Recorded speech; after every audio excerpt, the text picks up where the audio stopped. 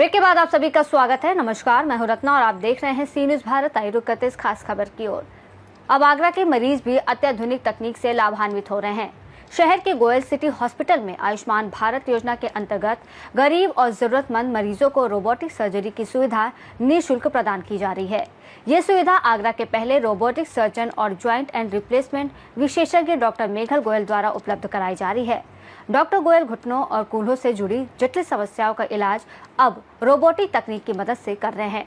Doctor Meghal Goyal ने बताया कि इस अत्याधुनिक तकनीक से की गई सर्जरी न केवल ज्यादा सटीक और सुरक्षित होती है, बल्कि मरीज को जल्दी स्वस्थ होने में भी मदद मिलती है। मरीजों को कम दर्द, कम ब्लड लॉस और तेज रिकवरी जैसी सुविधाएं मिल रही हैं। उन्होंने आयुष्मान भारत योजना के अंतर्गत पात्र मरीजों से अपील की कि वो इस सुविधा का लाभ उठाएं। साथ ही डॉक्टर गोयल ने ज्वाइंट पेन के कारण बचाव के उपाय और उपचार के आधुनिक विधियों के बारे में भी जानकारी साझा की। उन्होंने ये भी बताया कि किस प्रकार समय रहते सही उपचार से बड़ी जटिलताओं से बचा जा सकता है। गोयल सिटी हॉस्पिटल की ये पहल आगरा और आसपास के जरूरतमंद मरीजों के लिए एक महत्वपूर्ण चिकित्सा सुविधा बनकर सामने आई है। जॉइंट रिप्लेसमेंट को लेकर लगातार आधुनिक तकनीकियां आगरा में विकसित हो रही हैं। गोयल सिटी हॉस्पिटल में पहले आगरा के रोबोटिक सर्जन, वरिष्ठ joint replacement surgeon doctor Meghal Goyal अपनी आधुनिक सेवाएं दे रहे हैं। किस प्रकार की तकनीकी है, मरीजों को किस प्रकार से उससे राहत मिल रही है? नमस्ते, मैं doctor Meghal Goyal, robotic joint replacement surgeon, Goyal city hospital Rambagh से। जैसे आप देख रहे हैं कि आजकल लोगों की लाइफस्टाइल चेंज होती जा रही है, लोगों की लाइफस्टाइल ख़राब होती जा रही है। एक्जैक्टली लोगों की जो एक्टिविटी लेवल्स कम होते जा रहे हैं, खान पीन ख़राब होते जा रहे हैं, जिसकी वजह से लोगों को काफ़ी आधुनिक परेशानियां जैसे घुटनों का जोड़ ख़राब होना या कूल्हे के जोड़ ख़राब होना, और यंग लड़कों में देखा जा रहा है कि कूल्हे का जोड़ गलने लग गया। कोविड के बाद काफ़ी मात्रा में ये केसेस बढ़ रहे हैं। तो ये सारी परेशानियाँ इंडिया में बहुत ज़्यादा बढ़ती जा रही हैं। तो जब परेशानी आती है तो उसका सॉल्यूशन ढूंढा जाता है। तो इसका सॉल्यूशन नी रिप्लेसमेंट और हिप रिप्लेसमेंट काफ़ी टाइम से रहा है, लेकिन कुछ पिछले सालों से इस पर बहुत ज़्यादा मेहनत की जा रही है और आधुनिक तकनीकें लाई जा रही हैं। ऐसे ही कुछ एक जो मेजर तकनीक जो सबसे इस समय लेटेस्ट है वो है रोबोटिक जॉइंट रिप्लेसमेंट सर्जरी, जिसमें घुटने और कूल्हे का जोड़ प्रत्यारोपण हम रोबोट के साथ मिलकर उसकी सहायता के साथ करते हैं। तो इसमें जो हम पहले सारी परेशानियां झेलते थे कि मरीज का लंबे टाइम तक अस्पताल में रहना, लंबे टाइम तक दर्द को सहना, खून का अत्यधिक बहना और सटीकता कम होना, सर्जरी के फेल होने के जो चांसेस थे, वो इसके जब से ये तकनीक आई है तब से ये सारे चांसेस कम और ना के बराबर होते जा रहे हैं। इसके बाद मरीज को जो दर्द है जो ऑपरेशन के बाद झेलना पड़ता है वो कम होता है, जो चीरा लगता है वो छोटा लगता है, खून का बहाव जो ऑपरेशन के दौरान होता है वो कम होता है। और उससे अच्छी बात यह है कि मरीज को वैसी फीलिंग मिलती है जब वो उसका घुटना सही था, उसकी वाली फीलिंग मरीज ले पाता है ऑपरेशन के बाद।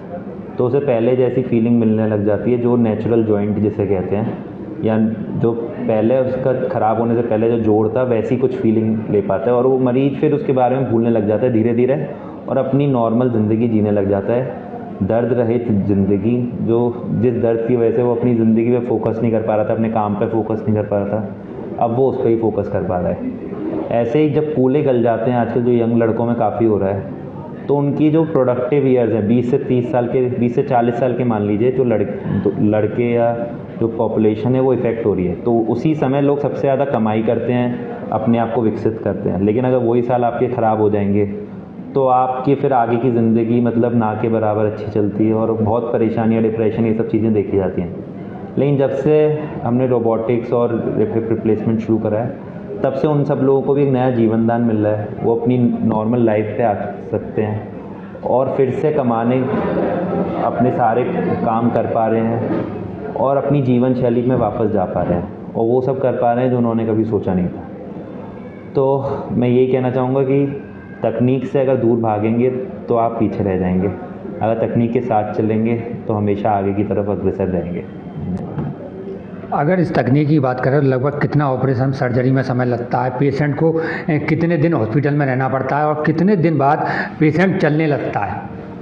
देखिए, सर्जरी में एक घुटने रिप्लेसमेंट में लगभग आधे से पौन घंटे का समय लगता है और सर्जरी के अगले दिन से ही मरीज पहले की तरह चलने लगता है।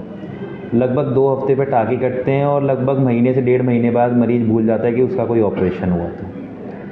उसके अलावा देखा जाए तो मरीज़ का अस्पताल में जो स्टे है वो 2 से 3 दिन का रहता है और तीसरे दिन हम मरीज़ को घर भेज सकते हैं। और मरीज़ अगर मोटिवेटेड है और अच्छे से हमारा कहा मानता है तो पहले दूसरे तीसरे दिन से सीढ़ी चढ़ने उतरने भी लगता है, तो वो सब काम करने लगता है जो एक नॉर्मल इंसान कर रहा था। और लगभग 1-1.5 महीने बाद हम देखते हैं कि सारे मरीज़ बिना वॉकर, बिना किसी सहायता के चलने लगते हैं।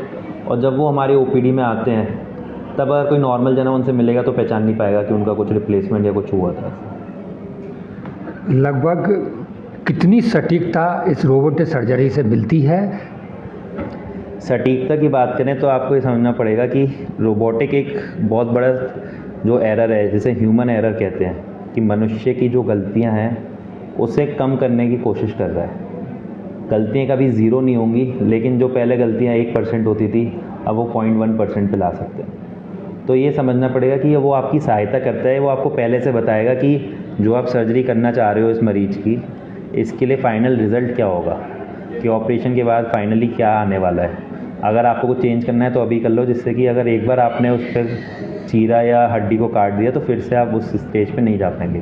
तो इससे सर्जन को बहुत सहायता मिलती है कि वो फ्यूचर देख पाता है ऑपरेशन के समय या उससे पहले, जिससे कि वो मरीज़ के बारे में बेहतर सोच पाता है और बेहतर रिज़ल्ट दे पाता है। रिप्लेसमेंट के बाद लगभग कितने वर्षों तक सही स्थिति बनी रहती है? देखिए, घुटने और कूल्हे में आजकल बहुत अलग अलग तरह के इम्प्लांट आ रहे हैं। कुछ इम्प्लांट ऐसे हैं जो 15 से 20 साल चलते हैं और कुछ अभी आधुनिक इम्प्लांट भी आ रहे हैं जिसमें 25, 30, 35 साल तक का रिकॉर्ड है।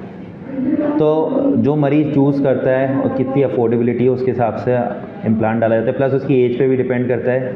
अगर यंग मरीज़ के घुटने ख़राब हैं तो हम चाहते हैं कि जो बेस्ट इम्प्लांट है जो उसे कम से कम 15-20 से तो ज़्यादा साल, 25-30 साल तक चलें, ऐसी कोशिश करते हैं। और प्लस रोबोटिक के साथ जब भी हम सर्जरी करते हैं तो अगर बिना रोबोटिक के वो 15 साल चल रहा था तो रोबोट की सर्जरी के बाद हो सकता है 20 साल चले, क्योंकि वो घुटना जो इम्प्लांट डला है वो मरीज़ के हिसाब से डला है, तो मरीज़ की सिमिलर फीलिंग दे पाता है।